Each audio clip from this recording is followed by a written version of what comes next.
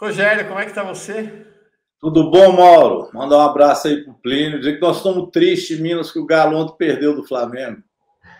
Pois é, ficou fora da Copa do Brasil, Ó, né? eu sou mineiro, mas eu torço lá para o Rio Branco de Andradas, lá em Minas, que não existe mais, viu, Rogério?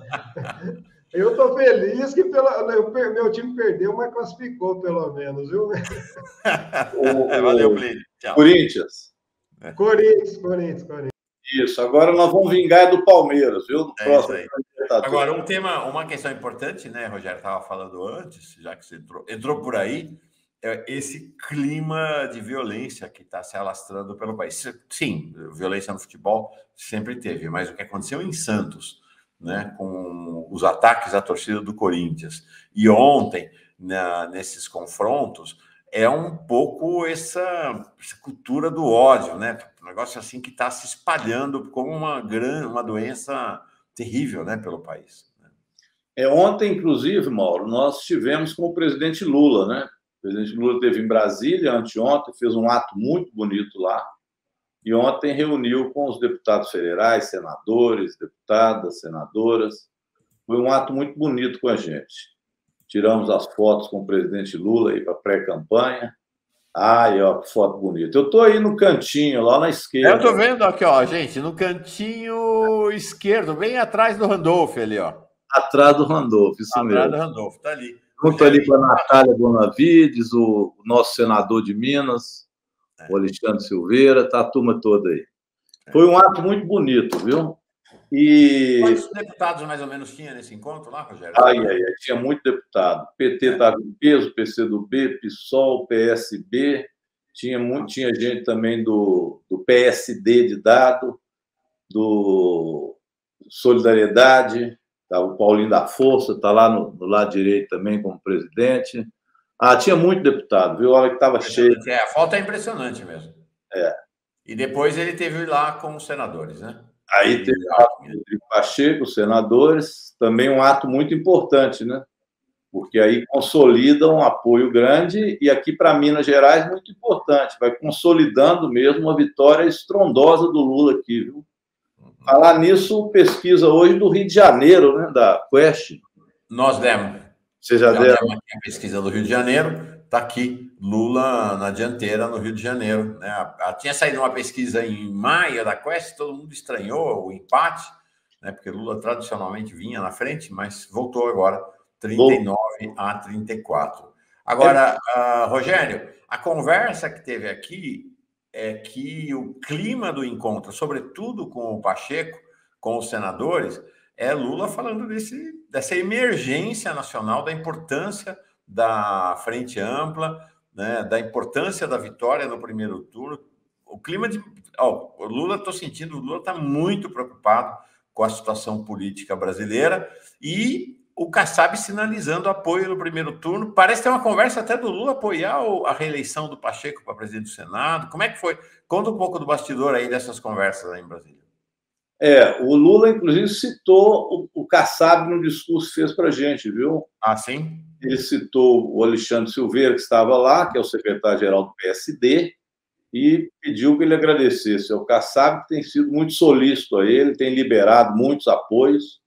Então, ele deu uma sinalização, sim, de que o PSD está avançando, quem sabe, para algo mais consistente em relação à campanha do Lula. Aliás, o senador Alexandre Silveira já tinha dito também, aqui em Minas Gerais, no ato, eu não sei se foi o de Uberlândia, não sei se foi o de Uberlândia, um dos atos que o Lula veio aqui, acho que em Uberlândia, que ele faria um esforço grande para trazer o PSD, incluindo aí o Kassab, como um todo, já no primeiro turno para a campanha do Lula. Então, ele tem ajudado nesse sentido, viu? É um bastidor importante.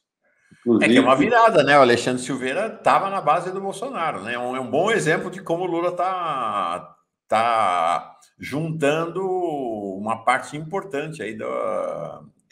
O Alexandre na base do Bolsonaro não, mas ele também não estava conosco, né? Então ele oscilou um pouco, mas hoje muito consistente. Inclusive, nós tivemos um jantar com ele.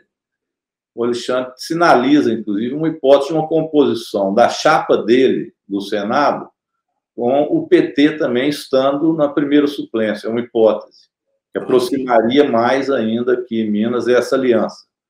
Colocaria o PT na chapa, que para ele é importante, porque pode consolidar a vitória. O Alexandre aqui, com o Lula, ele ganha para o Senado. Assim como o Calil ganha para o Senado. Ganha para governo. Então, há interesse do PSD aqui em Minas Gerais muito grande, agora com o Rodrigo Pacheco. Isso pode definir o Kassab. Então, Minas Gerais tem uma influência grande nisso. Isso eu acho que é o principal bastidor que nós vimos dessas conversas. Minas entra de maneira muito avassaladora na campanha do Lula. Com essa retomada lá no Rio de Janeiro, que mostra que com toda a ofensiva que o Centrão e o Bolsonaro estão fazendo, o Bolsonaro não cresceu, pelo contrário. Ele está caindo no Rio de Janeiro, pelo menos manteve, o Lula cresceu. Em São Paulo também nós vimos o Lula na frente, em Minas Gerais eu acho que a disparada vai ser grande. Então, no Sudeste, prepara-se uma vitória do Lula grande, diferente do que foi o quadro na eleição passada do Haddad. Como a gente mantém uma frente grande no Nordeste, Mauro, a possibilidade de uma vitória no primeiro turno ela existe, apesar de todas as manobras que o Centrão anda fazendo. Eu, aliás, estou com uma tese, Mauro Lopes, que o Centrão e o bolsonarismo estão fazendo uma simbiose do toma lá da cá, do fisiologismo, com o neofascismo. Impressionante. Uma fascistização do Centrão é uma novidade, né, Rogério? Não tinha isso. Eu chamei de uma simbiose, você colocou um termo mais claro, uma fascistização do Centrão. O Centrão está fazendo uma opção pelo vale tudo, que é uma tese bolsonarista, vencer ou vencer. O Lira trabalha muito isso, vale tudo. O que ele fez agora para aprovar essa PEC kamikaze, essa PEC eleitoreira, foi um negócio impressionante. Ele mudou o regimento 3 vezes para aprovar isso. A gente mostrou aqui, Rogério, ontem, um vídeo seu da noite de terça-feira, quando teve aquela manobra do Lira. Realmente impressionante. Você é professor originalmente, mas você tem uma pegada de jornalista impressionante. Assim. Aquele teu vídeo foi fundamental ali, mostrando, descrevendo a manobra que o Lira fez. Né? Eu digo sempre, esse pessoal da extrema-direita, assistam o documentário Get Me, Roger Stone, de 2017, na Netflix, quem tem Netflix. Para essa extrema-direita, só tem uma coisa que é vergonhosa: perder. O resto, eles vêm, não tem limite para vencer. Conta para nós um pouco o que aconteceu na Câmara, né, desde a terça-feira até ontem, ao redor dessa PEC, as manobras ilegais, né, feitas por eles. Né? Por isso que eu falo dessa simbiose do vencer ou vencer que o Centrão colocou e o Lira encarnou isso. Então, é uma fascistização mesmo do fisiologismo do Centrão. Eles estão em simbiose, infelizmente. O que piora ainda mais. Imagina o fisiologismo fascista. É algo a ser estudado, viu? Nossos sociólogos, cientistas políticos precisam estudar isso, mas é um fenômeno que vem acontecendo. Não creio que seja meramente uma prestação de serviço do Centrão no velho estilo do toma lá da cá. Tem coisas piores por trás aí. Então, ontem, nessa semana, o que o Lira fez foi impressionante. Naquela noite de terça-feira, eles não tinham voto, 308 votos, para garantir o estado de emergência. A aprovação da PEC, sim, porque, inclusive, o PT, a esquerda, votou sim, aumentando de R$400 para R$600, porque o povo passa fome. Nós não tínhamos como não votar numa situação que o país está de tanta miséria que o próprio Bolsonaro colocou, que não houvesse um aumento de R$400 para R$600. Então, a opção nossa foi votar sim. Agora, nós não podíamos admitir que no interior desta PEC tivesse um estado de emergência. Como é que a gente entrega para o Bolsonaro, que é um fascista, um estado de emergência, com essa confusão nas Forças Armadas que vocês estavam colocando aí, com a dissidência que acaba não aparecendo, ameaças ao TSE, ameaças ao Supremo? Como é que a gente entrega para ele um estado de emergência? Por isso que eu falo que o Centrão está com essa simbiose aí com o neofascismo, porque entregar para o Bolsonaro um estado de emergência é, no mínimo, arriscado. E ele, então, não tinha os 308 votos. O que ele fez? Havia uma morosidade na votação devido à internet. A internet não estava 100% lá em Brasília. Ora, o que ele tinha que fazer? Igual partida de futebol. Se acaba a luz, você não prorroga por 1 hora para poder garantir o retorno? Não. Ele aproveitou disso, não tinha os votos, não tinha deputado em Brasília suficiente, ele simplesmente desligou os microfones de todo mundo, para que ninguém pudesse falar, e decretou a suspensão da reunião para fazê-la no dia seguinte. E, com isso, ficou a madrugada inteira trabalhando para ver se levava deputados em Brasília. Como o artigo 70 do Regimento Interno diz que uma reunião só pode ser suspensa por 1 hora, e isso foi ele que colocou para poder evitar que houvesse mais características de obstrução, ele não poderia manter o mesmo painel, porque o artigo 70 proíbe, não permite. Aí o que ele fez? Ele abriu um novo painel, mas pelo Infoleg, pelo celular, que é uma regra que é permitida apenas às sextas e segundas, e num acordo que seja algo que não seja polêmico. Ele fez uma nova portaria permitindo que se pudesse, pelo celular, marcar a presença, e pior, apenas na quinta e hoje, sexta-feira, que é o interesse dele em votar pelo celular. 2 dias, olha o casuísmo do casuísmo. E o pior, existe lá uma discussão de federação. Nós fizemos federação. E quando é federação... Rogério, tem uma questão, me parece que em relação à questão do voto do celular, que é a dúvida que existe se de fato é o parlamentar que está no celular votando, né? Isso você não pode ter garantia, porque você não tem o rosto do deputado ali, é uma senha, então pode passar essa senha para outro votar. Mas, além disso, vota de onde estiver, não precisa ir em Brasília. E é uma emenda constitucional importante, não dá para ser isso no celular, sem um debate, sem a presença em Brasília. Como ele não tinha voto, isso foi no dia seguinte, viu? Aí ele fez a manobra das manobras. Abriu um novo painel, mas todo mundo deu presença, podia dar presença pelo celular, quem não estivesse lá, porque ele não conseguiu levar gente em Brasília o suficiente para aprovar o estado de emergência.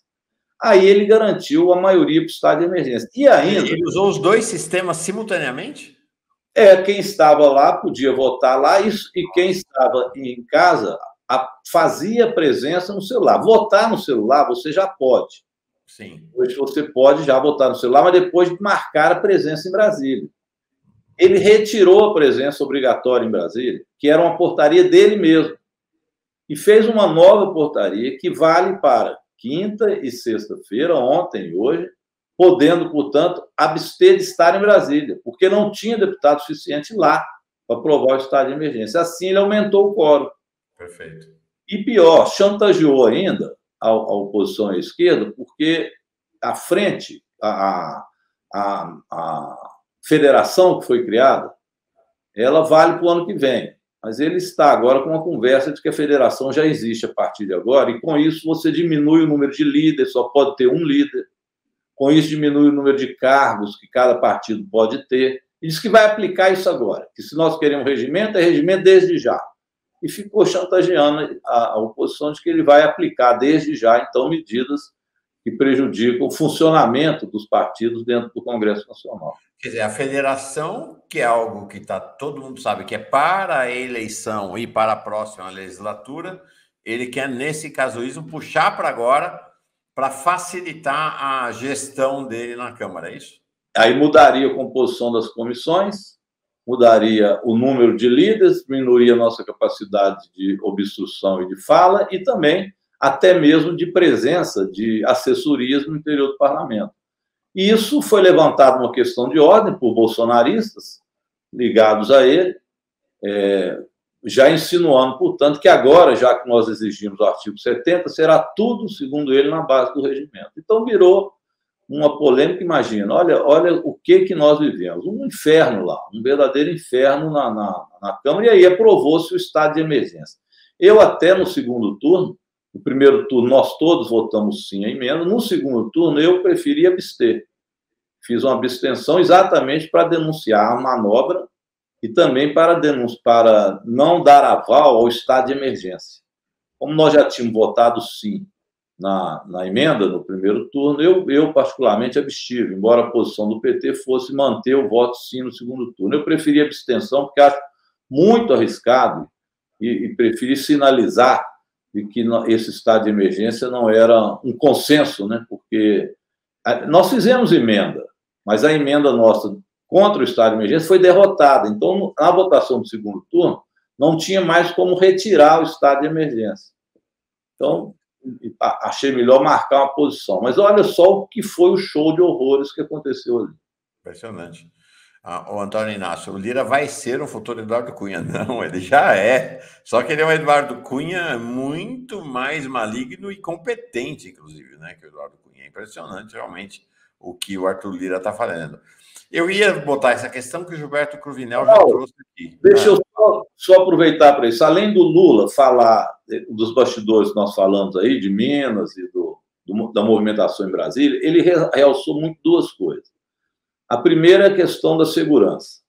A Gleisi Hoffmann pediu para a gente tranquilizar o nosso povo, que todas as medidas de segurança para o presidente Lula estão sendo tomadas e já foram tomadas.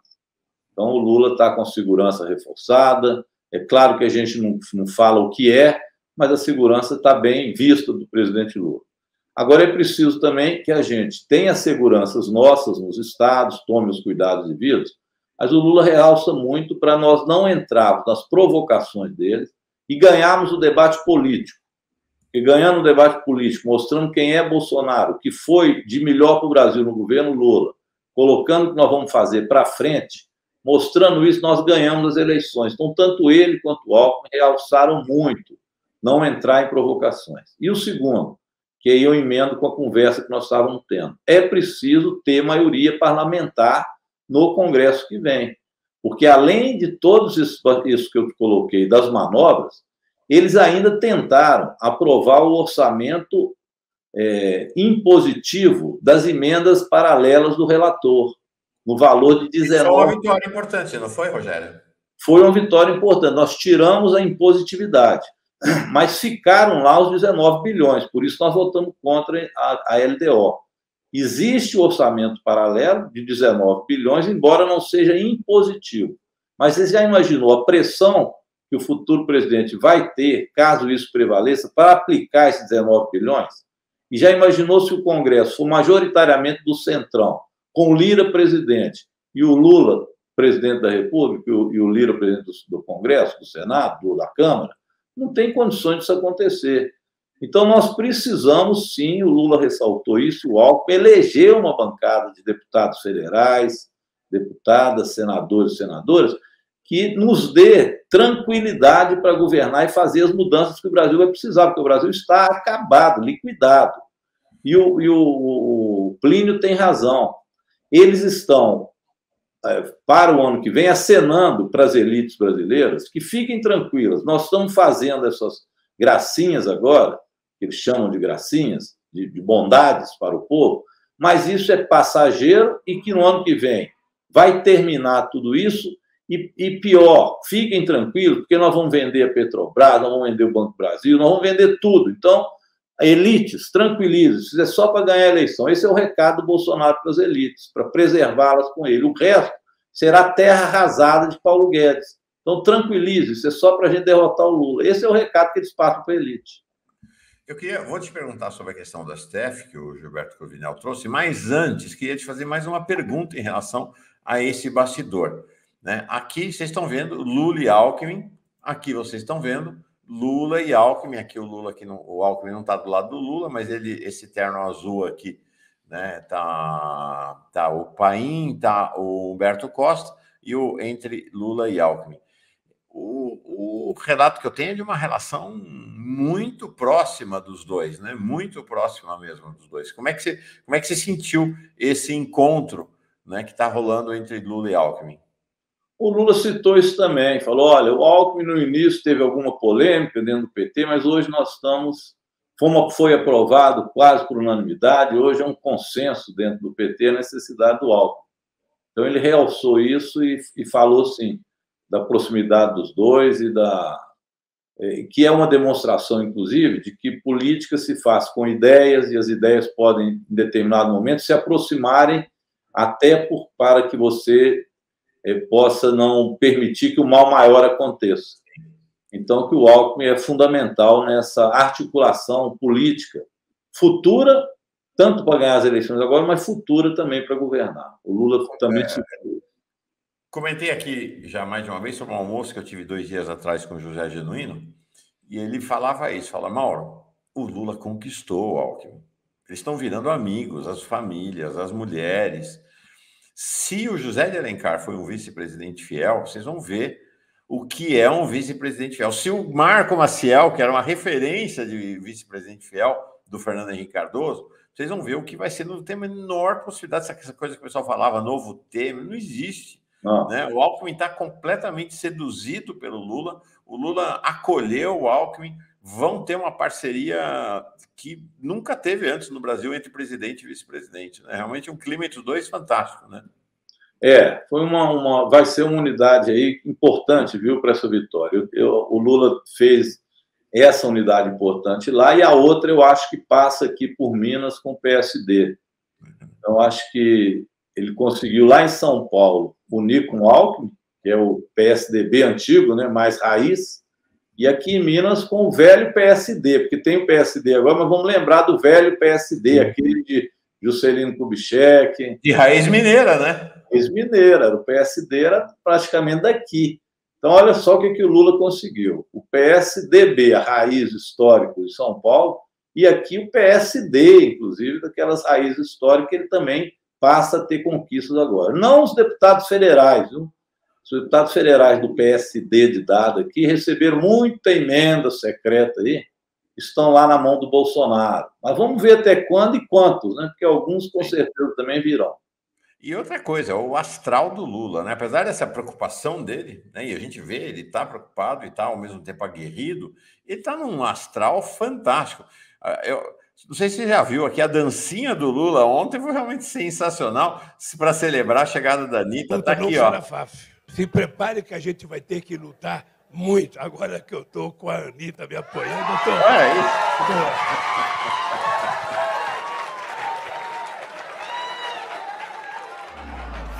Tá muito alto astral ele, né? Muito alto astral, né? E esse negócio da Anitta é muito importante mesmo, viu? O Lula estourou nas redes sociais, a comemoração grande da Anitta, e o bolsonarismo sentiu, né? Sim. O bolsonarismo sentiu. Olha, essa pesquisa que sai agora do Rio, de maio para julho, que eles fizeram essa ofensiva toda, e o Lula cresce 4 pontos no Rio de Janeiro, o Bolsonaro desce 1 na pesquisa Quest, é também uma sinalização de que essas manobras deles não têm dado resultado. E tem ainda aí um efeito, que eu acho que surge, que é a clarividência para nós da violência na vida política que o povo não quer e que está expresso no governo Bolsonaro. Aquelas bombas com fezes que julgaram em Uberlândia, depois na Cinelândia, no Rio, e o assassinato do petista em Foz do Iguaçu, numa festa de aniversário, na frente da família, por outro bolsonarista, e o Bolsonaro dá guarida a isso, né, com fake news, com ligações para irmãos que são bolsonaristas, banalizando o assassinato político e, de certa forma, incentivando que essa violência continue. Isso também é outro ponto negativo aí do Bolsonaro. Então, ele tenta, junto com o Centrão, fazer a política da bondade, entre aspas, da tal PEC eleitoreira, mas está claro também que é dar com uma mão e tirar com outra. E também muito claro para o povo brasileiro, o pai do Bolsa Família é o Lula. Então não adianta ele ficar aumentando em véspera de eleição de 400 para 600 reais. Esses 600 reais o Lula vai continuar fazendo, mas junto com a política de desenvolvimento social e econômico. Não adianta apenas dar 200 reais. Os coronéis, o coronelismo que o Lira quer representar, antigo, de pegar o pobre e dar a ele algo achando que isso é suficiente, sem a política social, não adianta e eles não sabem fazer. Eles estão destruindo as universidades públicas. Mauro, eu tive lá na Universidade Federal dos Vales de Jequitinhonha, em Mucuri. Estive lá com a deputada estadual Beatriz Cirqueira, que é minha parceira aqui, que é presidente da Comissão de Educação. Nós ficamos abismados, reunimos com a juventude. A universidade perdeu 30% dos estudantes, Mauro Lopes, e não está retomando depois da pandemia. Sabe por quê? Os estudantes não têm restaurante universitário, eles não têm mais o auxílio moradia, assistência de moradia, eles não têm recurso para transporte. Então, as famílias não estão conseguindo sustentar os filhos para ir lá em Diamantina fazer um curso, mesmo aqueles que moram ali nos arredores de Jequitinhonha, fora os que moram mais distante. Então, os estudantes não retornaram depois que saíram, e a evasão foi de 30%, que à noite lá está uma universidade fantasma. E não é só lá, isso tem acontecido de maneira geral. Eles estão tirando, inclusive, as perspectivas da nossa juventude de estudar, e o pessoal não está indo, os jovens não estão retornando para a universidade. Nós vamos ter que resolver isso é com política social, tem que ter assistência de moradia, senão não adianta. Você tem que ter uma política social onde aquele que está em estado de uma miséria, foi colocada pelo bolsonarismo, precisa do Bolsa Família, mas esse Bolsa Família é acompanhado de uma série de projetos sociais que inclui a agricultura familiar, o fortalecimento dela, a geração de emprego, os programas de universidade, um sistema único de saúde habilitado a atender a todos e todas. Então, é outra coisa, eles não entendem nada de política social. Eles entendem de neoliberalismo, de privatização e depois agora querem dar, na véspera de eleição, R$200 a mais. Sabe que eu só ouço falar bem dessa, não conheço ainda, vou conhecer, dessa deputada estadual aí, a Bia Cerqueira, a candidata à reeleição, né? Beatriz Cerqueira. Isso. A candidata à reeleição é deputada estadual, foi a mulher mais votada de Minas. Né? Pois agora... só ouço falar bem dela. Ela vinha, sabe que ela vinha aqui. Essa semana não deu, porque por conta do assassinato do Marcelo Arruda, nossa agenda mudou. Mas convidei, se tudo der certo, quarta-feira que vem, nós vamos ter a Bia Cerqueira aqui com a gente. Você não sabia ainda dessa relação entre vocês dois, mas ainda mais agora, você falando bem dela desse jeito aí, o pessoal fala maravilhas dela mesmo, realmente. Ela é a minha dobradinha política, vamos dizer assim. Nós temos um mandato muito vinculado, de federal, estadual, muitas causas em comuns, né? Começando pela educação, mas passando pelas causas das classes trabalhadoras todas. Ela foi presidenta da CUT recentemente, e eu fui fundador da CUT, então nós temos também uma origem trabalhista, né, de defesa das classes trabalhadoras em conjunto. Vamos chegar finalmente? Bom, vai ser ótimo. Eu estou muito animado para essa conversa, para conhecer ele, para essa conversa com ela, sobre, claro, Serra do Curral também é um tema fundamental, né? A eleição é em Minas, enfim, vai ser ótima a conversa. Vamos chegar finalmente. Serra do Curral, Mauro, desculpa te interromper. Claro, não, fala. Uma notícia que eu não dei ainda. A empresa que está querendo minerar a Serra do Curral chama Tamisa. É uma mineradora nova no ramo, nunca minerou, e ganhou essa mineração na Serra do Curral, sabe-se lá como. E eu fiz uma denúncia de que ela tinha contratos estranhos com o escritório de advocacia para conseguir licenciamento ambiental.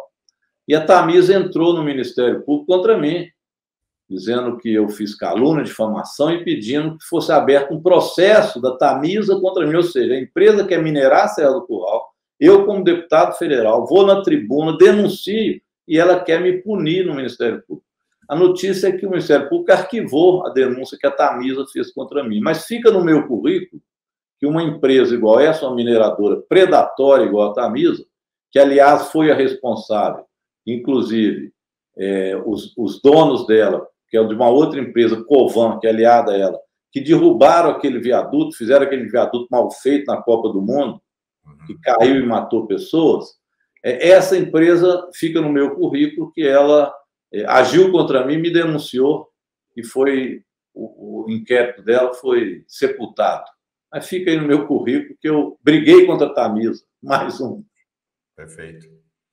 Maravilha. É uma questão crucial para Belo Horizonte, não é só Belo Horizonte, é para o Brasil, né? Cada pedaço de mata, cada reserva, não interessa apenas a região onde ela existe, mas interessa a todo o país. Vamos falar sobre a questão da judicialização. No passado, a gente tinha uma ideia de que judicializar a política era algo extremamente negativo. Hoje, com a adesão do Poder Legislativo sob controle de Lira e, como você falou, desse centrão fascistizado, passou a ser uma válvula de escape, né? Porque você tem uma aliança sólida entre o executivo e essa parcela majoritária do legislativo que deixa o país sem ar. Então, recorrer ao STF passou a ser uma medida fundamental. E aí o Gilberto Cruvinel pergunta se haverá recurso ao STF em relação a essa votação ilegal sem quórum na Câmara. Enfim, como é que você olha esse tema, né? Gilberto, eu penso que nós devíamos estudar, em especial, para ver se a gente consegue derrubar esse estado de emergência, centrar nele. Então, utilizar essa questão do quórum, bem porque a votação da PEC no primeiro turno foi aprovada ainda sem essa utilização da manobra. A manobra veio depois, exatamente para que eles rejeitassem a nossa emenda que retirava o estado de emergência. Então, eu acho que cabe sim, eu já, inclusive, comentei isso com a Gleisi Hoffmann, com a liderança do PT, se é o caso da oposição estudar para solicitar que se barre, tanto por esse argumento, quanto inconstitucionalidade do tal estado de emergência. Estou preocupado com isso. Acho que dar um estado de emergência pode ser um cheque branco. Você não sabe como que o bolsonarismo vai querer interpretar isso. Então, isso nos preocupa. Eu acho que é esse o centro da questão que nós deveríamos colocar em relação a essa PEC kamikaze. Perfeito. Legal. Muito obrigado, então, deputado federal Rogério Correia, pré-candidato à reeleição. E eu vou continuar agora. Hoje tem uma sequência, né? A centralidade da política institucional nesses dias está sendo muito grande, né? Essa está sendo uma semana voltada para o tema da violência, para o tema da campanha eleitoral, mas para esses temas da institucionalidade. Então, é Rogério Correia, agora Ivan Valente, e depois o Alencar Santana vem também para conversar com a gente. Vou fazer uma transição com um shake hands aí com dois colegas de bancada, não de partido, mas de esquerda, no Congresso Nacional, Rogério Correia e Ivan Valente. Oi, Ivan, como está você? Como vai, Mauro? Rogério, prazer estar com você aqui, desde ontem à noite. Isso aí, Ivan, prazer, viu? Parabéns. Vocês fazem muita dobradinha aí no Congresso, vocês dois, não? E na Câmara? Faz. Fazemos dobradinha antiga. Eu e Ivan fomos colegas juntos, antes do PT, na ditadura militar, ainda do MEP, que era o Movimento pela Emancipação do Proletariado, né, Ivan? Exatamente. Vocês foram colega no MEP? Não sabia. MEP. O Rogério era de Minas aí, ele acompanhou todo o processo aí do MEP, da saída da ditadura. Batalhamos junto muito tempo. Eu quero trazer ele para o pessoal, sabe? Mas ele insiste. Sabe que eu estava lá no Movimento Estudantil, já comecei com 16 anos, 76, 77, 78, e de fato, não era, na época eu era do PCdoB, depois foi para o velho partidão, mas o MEP tinha uma presença muito importante, né? Porque era tudo clandestino, né, gente? Mas nós convivíamos e sabíamos, né, que cada corrente que tinha a sua expressão. Engraçado que naquela época já se chamava de tendência, né? Então era refazendo, caminhando, eram todas expressões legais dos partidos políticos de esquerda, então clandestino. Imagina, auge da ditadura, 76, 77, e o MEP era muito relevante mesmo. Legal. Nós vendíamos muito jornal Companheiro, né, João? Eu fui diretor do Jornal Companheiro, em 1980. Legal. A gente passava lá, para mim, vendia nas assembleias sindicais, estudantis e tal. Legal. Chegamos a vender quase 30 mil jornais por mês, lembra, Rogério? Bom, para a época era importante. Legal. Valeu, Rogério. Obrigado, viu? Bom debate para vocês, boa entrevista. Um abraço. Legal. Um abraço.